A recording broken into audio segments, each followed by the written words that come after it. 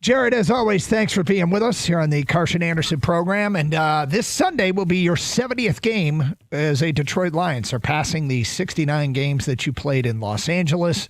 So let's start with this. Are you now a Midwest boy? Are you no longer California soft? Are you Midwest tough? For sure. Yeah. Wow. I didn't know that. That's pretty cool. And yeah, officially a Detroiter for sure. That's great. Is there something you can point to specifically that makes you a Detroiter? Is there something you like recommend to others that come into town? And you're like, no, this is how it's done over here. Gosh, that's a good question. I wear a lot of Carhartt. I mean, that might be part of it. Okay. All right. Yeah. You know, when it gets cold, you know, the thing that keeps that I'm still California about though is when it gets cold, I'm putting on layers, and a lot of these people here are not, which is crazy to me. You had told us once that you originally bought a big puffy coat, and you might have bought snowboarding jacket. You don't have that anymore? No, I don't need that anymore. I've graduated from that. All right, good to hear. All right, let's get to football. First time in Lions history, 3 straight weeks, not a quarterback sack. And it's more than just the way the offensive line is playing. But let's start there. How about the job this offensive line has done in weeks 2, 3, and 4 protecting you? Yeah, they're doing a hell of a job, man. They really are. They're taking a lot of pride in it. They're playing well, obviously, and they're intentional about it. I mean, they really are. I think the play calling has been great, too, to take a little bit of pressure off them in certain situations. But last week, you know, those guys on that Cleveland D-line are no joke. Obviously, Miles is the headliner, but all 4 of those guys up front are really good players, and our guys did great. We had a plan for Miles and to chip and to do all sorts of things, but Decker and Panay were on an island quite a bit, and I thought Decker in particular had him do it himself a lot and was really good. I think a lot of people misuse the word mobility when it comes to a quarterback. They assume that it just means running straight down the field, able to pick up 20, 30 yards, and don't look at the intricacies of just being able to maneuver through the pocket. You look more agile in the pocket, dare I say elusive. Is that something that you've consciously worked on in the offseason, or am I just imagining some sort of training montage? Yeah, I'm always working on that. I don't know if it's something that I've put more emphasis on this year rather than others. I'm always trying to get better at that through the offseason in different training ways, and working on my foot speed and quickness in the pocket. And it's I'm obviously not going to run for a ton of yards, but if I can keep my feet hot and move around the pocket, quickly, it helps us. Your quarterback rating right now, it's only 4 games, but it's 113, which would be the best in your career. But we know you well enough to know that you're probably looking at what you can do better. So after 4 games, what are the points of emphasis for Jared Goff to do better? Oh, man. I think each game it changes. So I guess, it's hard for me to summarize 4 games. I think I can give you a good answer after this past game. Just not to forget about those checkdowns. I don't think I threw a checkdown once, and to make sure that I'm not, always looking for a big play. I think it bit me in the behind there on the one that I threw to JMO that was not even close to open and got picked off. But just making sure I'm not forgetting, how good our running backs are and how good our tight ends are in the flats, and how good that has been for us, over the last 4 or 5 years. You guys are off to a 3-1 start. Great start, and you've got Cincinnati coming up this week. Dan Campbell talked about how you guys are just built that you don't look past anybody. And I wonder, is that part of also the tough love what happened Sunday after the game? Dan Campbell said to you guys in the locker room, it just wasn't good enough. You guys are holding yourself to an amazing standard. Is it everybody on board with this? Is it leadership? How do you keep up with this mentality to stay focused week to week? Yeah, we know we need to continue to improve, and I think there's a fine line there, and I think Dan does a good job of finding that where, I think, if we're going to be specific with what he said, I don't believe he said it wasn't good enough. I believe he said it wasn't good enough moving forward. It was good enough to win on Sunday. It absolutely was. We won by 24. Yeah. But offensively, and in some areas, if we want to be who we say we are later on in the year, no, it probably won't get us where we want to go later in the year. And that's, I think, what he meant.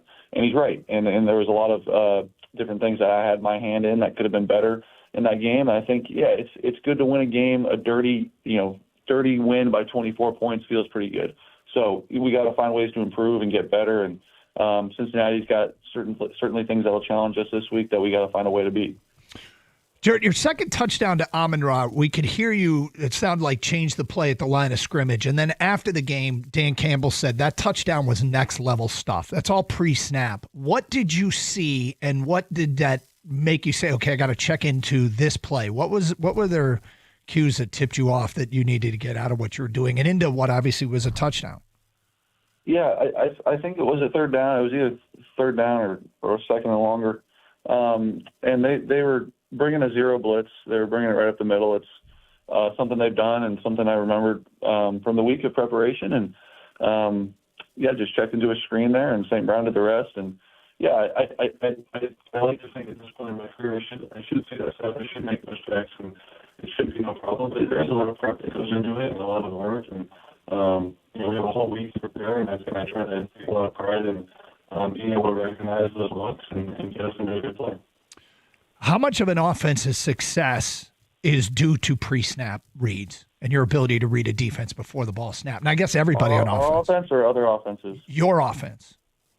Our offense it's very critical, I think, to what we do. There's a lot of offenses that just snap the ball and figure it out after the snap, and typically those are not the top of the league, but sometimes they are. Sometimes there's guys that can make that work, but the way we do it here is a lot of pre-snap adjustments, pre-snap thoughts. Whether it's me, Graham, even St. Brown, the running backs. Making different decisions pre-snap on what they want to do, and there's a lot that goes into it through the week that gets us prepared for Sunday and allows us to kind of in our own way be a step ahead. Is that similar to how things were in your first 69 games? Yeah, I think so. Yeah, that's how we did things in LA to some extent. Every offense is different, and the league has changed so much and evolved, and it's hard to compare the two directly. But yeah, there was a lot of pre-snap stuff as well while I was there. Has there been one adjustment throughout your career, or just specifically with the Lions? I guess you get to the line of scrimmage and you just start to smile inside because you know that you're going to change it into a play that's going to work for you, or a play that you want to run. Is there something like that works for you? I don't know if I can remember one in particular. I think we so often have, we have this like perfect play mentality, or we want to get into a premier play all the time, and sometimes we do, and sometimes we don't. But when the play call does come in and we get the look we're looking for, and I'm able to either stay in the play that is initially called or check to the second play that's called in the huddle, or the third play that I have in my back pocket. Yeah, those do feel good, and then when it works, it feels good. It doesn't always work, but you try to put in all the work throughout the week to make sure you're putting yourself in a good position. And yeah, when you're able to check into the play that you feel like is for that look, and then it works, yeah, you do feel pretty good about it. Jared, I know that this is something you got to deal with in your profession, but it worries us to death, and that is injuries. They're starting to pile up on defense again. How do you guys process that and move forward when guys are going down all around you? Yeah, you kind of feel for the guys. I mean, you definitely feel for the guys. The first guy I think of is DJ Reed, and I know we'll miss him for a little bit, but he was such a great, addition to our team this offseason, and he's been a great leader and the whole thing. And we'll just really miss him. I know there's a number of other guys. I don't know what Terrion's situation is, but a number of other guys, like you said, have been hurt, and you feel for them. But at the same time, it's truly next step up, and our guys have done a good job over the years of stepping into those roles and making it work and doing a good job. Last week, you guys had the short week because of the Monday night game. This week, it's going to be the Bengals that have the short week. Explain to everybody, what's the toughest part about having that short week and getting ready for a football game? Yeah, you're just a little bit behind. There's no way around it. It's just, the math of it. I don't know what time they landed last night, but they're starting on us, now in theory, and we started yesterday, and it was the same thing for Cleveland last week, and we were a day behind. So yeah, it sucks. The hardest part is you're tired. You're landing at, for us from Baltimore, I got home at 4:30 in the morning, and you're expected to go to sleep and wake up at whatever time and get back to work. So yeah, it's not ideal, but everyone in the league has to deal with it, and we got ours out of the way last week, and now they're dealing with it this week. Lastly, have you scheduled your fall photo shoot with the family yet? Is it going to be Halloween themed? We got a pumpkin patch going, cider mill. What are you being told to expect? Right. We have not scheduled that yet. I would imagine that'll be coming down the pipe for me. I'll have to put some time away and make sure I'm ready for that. I think we're kind of working on Halloween ideas. We don't have that pinned down yet either, but you can get really creative now that we've added a third member of the family, and it'll be fun. Well, we look forward to seeing social media posts of that. what you guys opt for. Hey, good luck this week against Cincinnati, and we'll do it again next week. All right, guys. Thank you. There he is, Jared Goff. A little earlier than usual this week, but great to have him with us always on Tuesdays here on Karsch and Anderson on 97.1 The Ticket.